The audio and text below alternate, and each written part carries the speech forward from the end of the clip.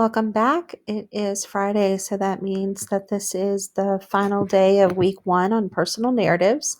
This week we have learned that in a personal narrative, it is a true story about a person's life. Usually it's about an interesting event or an interesting object or memento. The author includes sensory details to help the reader see, smell, taste, and feel what is happening.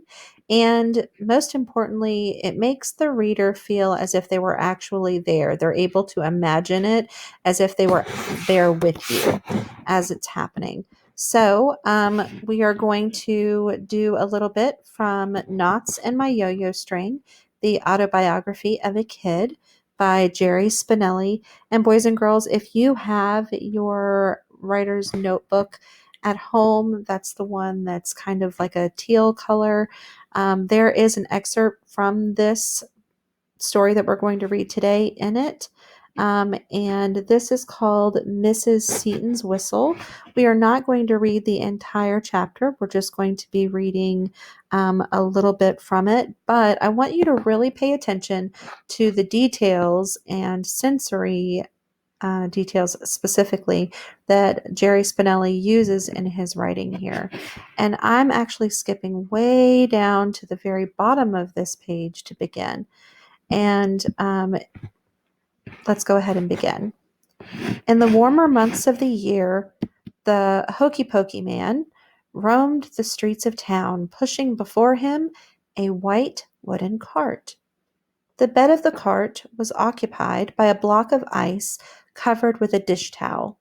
Flanking the ice, so if something is flanking it, it means that it's on either side. So on either side of the ice, there were 2 rows of bottles containing flavored liquids in a variety of colors that always reminded me of a barbershop shelf.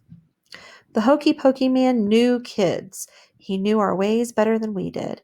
As we got older and our routes changed about town, as we got older and our routes about town changed, he was always there ahead of us, waiting.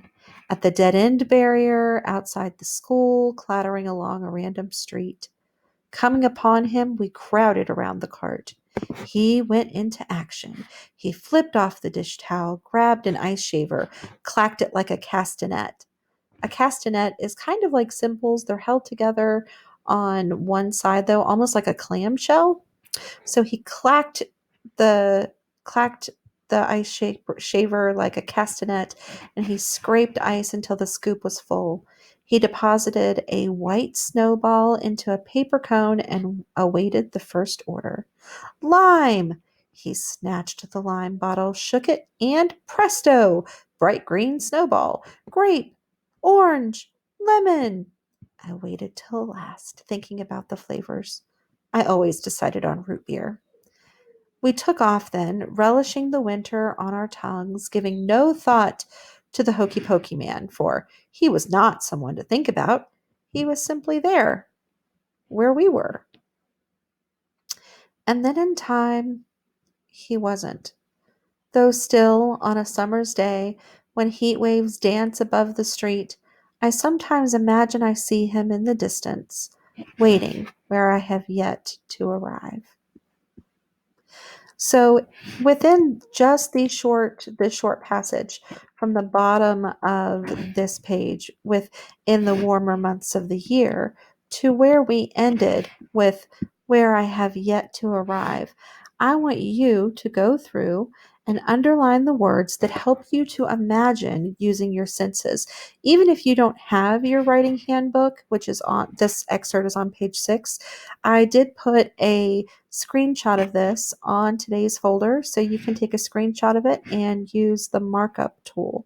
Underline the words that help you to imagine using your senses, and then as you are writing today, you can make sure that you are adding sensory details, or you can even start a new passage to make sure that you're focusing on it, or go back and edit one that you have completed to make it really help the reader feel as if they were there with you.